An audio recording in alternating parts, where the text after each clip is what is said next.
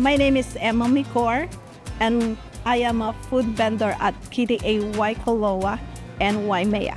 My mom is a great cook in the Philippines, and once since young, I know already the cooking instructions of Filipino food. Thank you.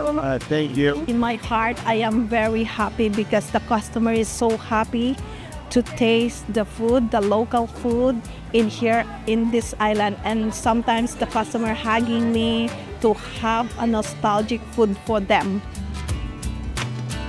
It's not only cooking, but it's the passion that everyone loves the Filipino food, and in the KTA, they are coming by as your friend, as your family. Embracing the culture here in the island is the most important.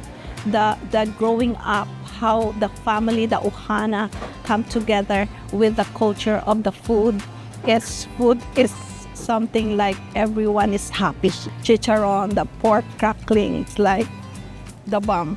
Ever since I was young, I've been cooking Filipino food with my mom. I'm so happy that she's able to achieve her dreams and also make the community happy with her food that I grew up with. Yeah, I see people when they see my mom, their eyes light up.